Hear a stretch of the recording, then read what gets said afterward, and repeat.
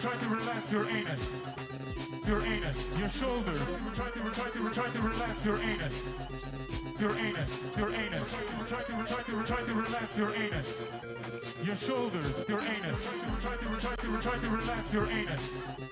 Your anus. Try to relax your anus. Try to relax your anus. Try to relax your anus. Your anus. Try to relax your anus. Your anus. Your shoulders. Try to relax your anus. Your anus. Your anus. Try to relax your anus. Your shoulders. Your anus. Try to relax your anus. Your anus. Try to relax your anus. Your anus. Your anus. Your anus. Your shoulders. Your anus. Your shoulders. Your anus. Your shoulders. Your anus. Your shoulders. Try to relax your anus. Try to relax your anus. Your anus. Your shoulders. Try to relax your anus. Hey, Dad. What's the ocean like?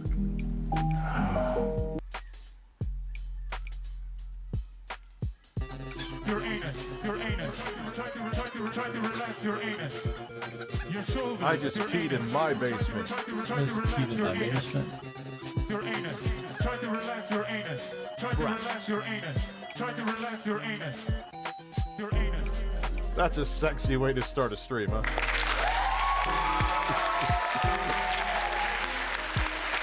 Nothing like scratching an armpit and being shirtless. Sexy Coco, I'll read your super chat the second you had something interesting to say about Phil. I'm gonna say something that I love the detractors, because they love me when I'm roasting Phil, but then they realize that I'm fascinated, but there's a difference between, I talk about Phil every day. I know I talk about Phil every day. I'm gonna get to all the super chats. I didn't miss a single one because I haven't gotten to them. Thank you. I don't want you to think I'm, not appreciative, but where I jump off the train with Phil is when you want to destroy him.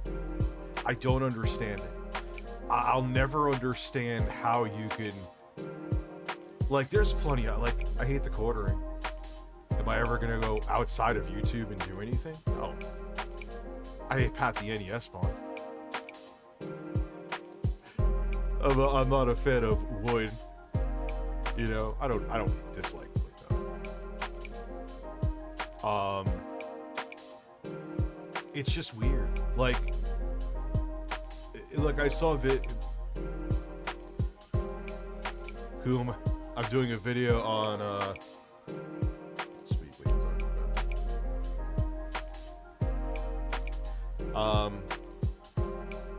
about? Beat 'em ups. But the thing is, man, some of these motherfuckers, not all of them, but some of them, you would think that Phil, fucked your girl, if you have one, peed in your fucking cornflakes, shit on the roof of your car. What's wrong with you? It's not that serious. It's not. Does Phil do dumbass shit? Yes. Do I think that Phil has a gambling I don't think anybody, especially after the Side Scrollers podcast, it's almost guaranteed he has some...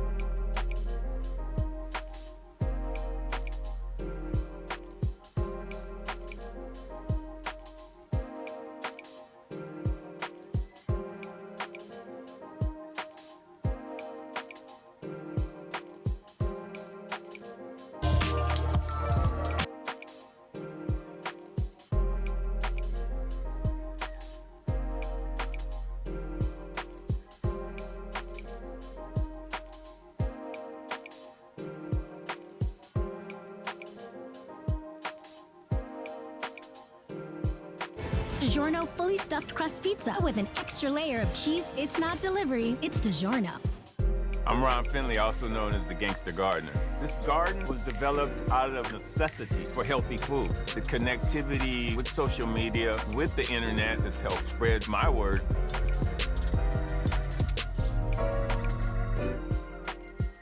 Watch this movie, I refuse to even watch the trailer. But Matt, come on, let's talk about this match. We got a good one coming here. The Vancouver. Don't you dare bring it up again. Don't you dare bring it up again. I was about to Titans say versus Shock. this is going to be a sick game, right? There's a lot of like just implications on just the tournament overall on this particular match, right? It's a huge one for the Shock. I think also to remind people, like Shock, you know, some visa stuff. They're playing from Korea. It's like 5 a.m. In Korea right now. It's pretty early for gamers. Not exactly gamer time. I mean, some people, that's like the end of the night in terms of gaming, right? So we'll see kind of know what they got here in store for us today, but excited to see the Shock versus the Titans. We talked a little bit about obviously the Shock thus far. Vancouver, Scott, I really like, look, they got a cool hype video now, right? And then they got a cool new roster, and I think they look pretty good.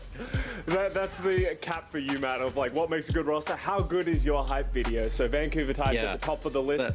Important thing to bring up though, Matt, for this series is if Vancouver Titans gets this one over the Shock, they're in a very good spot to make it outside of these groups. There could be some shenanigans by Trick Room to catch up, but for the most part, it should be winning in for Titans. While San Francisco Shock fighting to keep their dream alive, they have Junbin in the lineup with the Winston. We've seen him so far throughout this tournament, hasn't looked great.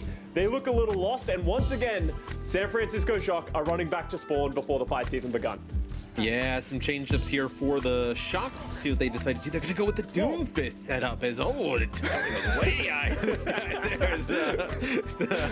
Oh, man, Doom, you can do some funny things with the tech. The point just unlocks now as Junbin goes in, tries to make a play for it, but he takes so much damage on the front side of things, Scott, and he just has to back up. What's your thoughts on this comp for the Shock here, going up against kind of like the standard from what we've seen from the Titans?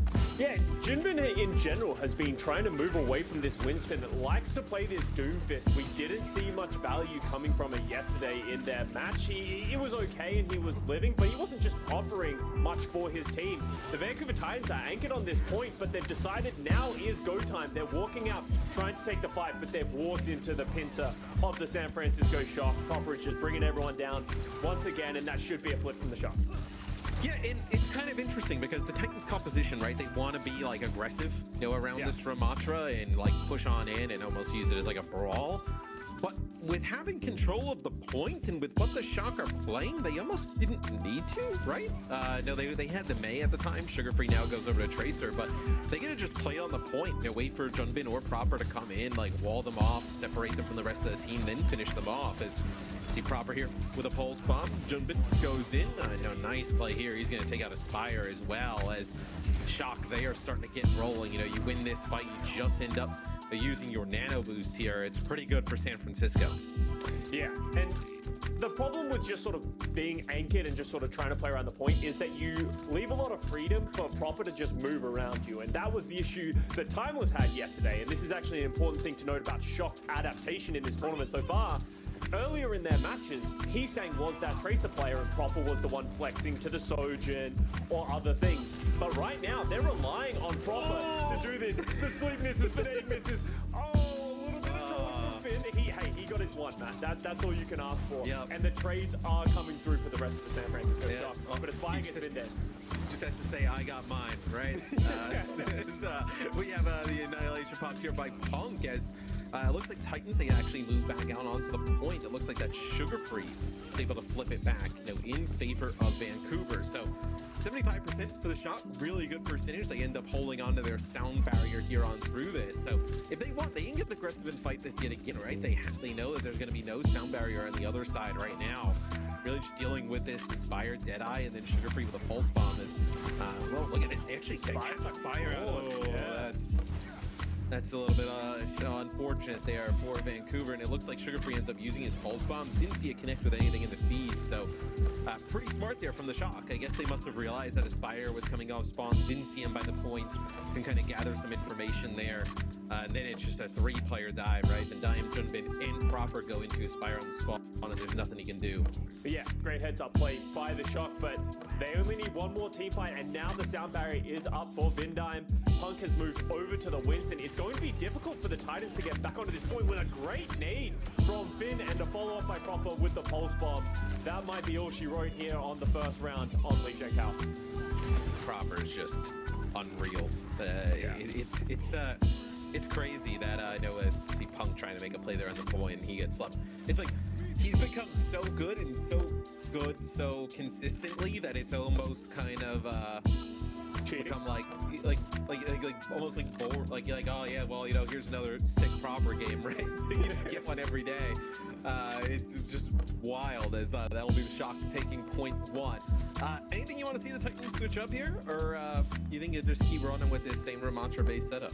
I actually like the Ramantra-based setup. I think they made a couple of mistakes just going a little bit too early, as you said earlier, Matt, just walking into the pressure of the shock, especially going into this control center point.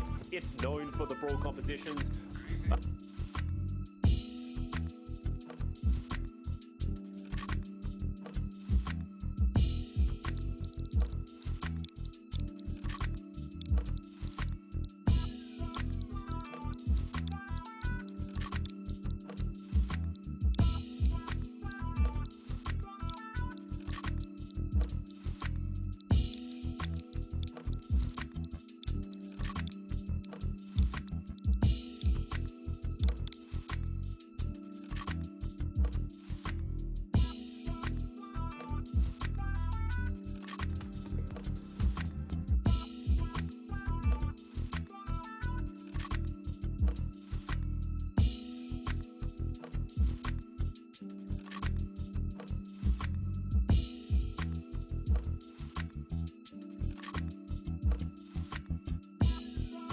been to. So it makes sense to maybe stick with something that you're so confident with, especially maybe knowing exactly how much damage your Iron Hands is going to take if it switches in on a certain attack. Yep. And now that means that your Tyranitar with the Lumberry, that might be another thing. You have to switch into the Amoonguss, Terra Flying with that Terra Blast instead of taking something like Boar. Could be really nice.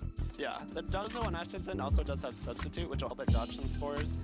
And the only attack on the Amoonguss is the Pollen Puff. So once the Dondozo possibly Terastallizes into a Steel type, or even once it gets the boost from the Commander ability on Tatsugiri, a Pollen Puff will very likely not be able to break that Substitute. So Ashton does have some ways around Spore, but I think damaging the Amoonguss might be a little bit more of an issue. But here is our first to turn one of the day. Ashton leading the Roaring Moon, Golden Go, and Kazuki leading the Arcanine and Iron Hands. I think this is a really favorable lead for Kazuki, like especially looking at Kazuki's team. These are easily the two best Pokemon set up to take attacks from this Golden Go. They both resist the Make It Rain. The Golden Go on Ashton's end is holding the Choice Specs, so there's no having to worry about like a nasty plot. You don't have to worry about taking huge damage from Make It Rain with these two Pokemon. The Iron and the Roaring Moon rather also immediately gets intimidated and is threatened by a possible close combat or a Will-O-Wisp. Yeah, I mean, that Choice Specs Golden Go, though, they typically hold a good amount of bulk in them, Yes. so it may not get knocked out by a Flare Blitz. I know that sometimes that doesn't always, it depends on how the Pokemon are trained. Oh, but the Arcanine is Choice Band. Looks Yes. like Golden Go doesn't really want to stay in for that. No. Switches in Dondozo instead to possibly take what could be a super effective attack. Breaking Swipe, though, a great way to mitigate some damage on the opposite side of the field, lowering that attack. It took an Intimidate, so I wanted to send that right back. Flare Blitz, though, from this Arcanine down into the Dondozo. Still My goodness. nice chunk of that Choice Band putting in some work here, and that is going to lead for a great setup with the Wild Charge double up into the Dondozo. It's not enough to get the knockout, though. You're not going to love taking some damage next turn with an Extreme Speed. If No. you have, or no, it's Choice Band, but yeah, Right, anyway. right. That is some huge damage. That is a massive Flare Blitz. A -1 Flare Blitz did that much damage to a Dondozo. That is very impressive from Arcanine. Just a really great read from Kazuki, though. Like that, the King Gambit is holding that Choice Spec, so there's no possible chance for a doubling up into Protect there. And a Flare Blitz very easily knocks out that Golden Go, especially it is that Terra Steel, so it can't Terastallize away from a Fire weakness. And so that's some guaranteed damage in that slot with two huge attacks of Flare Blitz and a Wild Charge. So Dondozo coming in, I believe if the Tatsugiri comes in, it should be able to outspeed both these Pokemon and get a rest up if it really needs to. So not super dire yet for that Dondozo, because it was able to barely hang on. But the Breaking Swipe putting in a lot of work there, because now Ashton does still have the use of this Dondozo. Yeah, Roaring Moon switching out here, going to bring in the Tatsugiri, that droopy form. This is Ashton's way to handle getting so much damage on turn one. If you can make your Pokemon move faster, you know you're not going to take an Extreme Speed because of the Choice Band on that Arcanine. So you can get a rest off early. You will burn your Chesto Berry right out of the gate, but you probably have to just to handle all of that damage.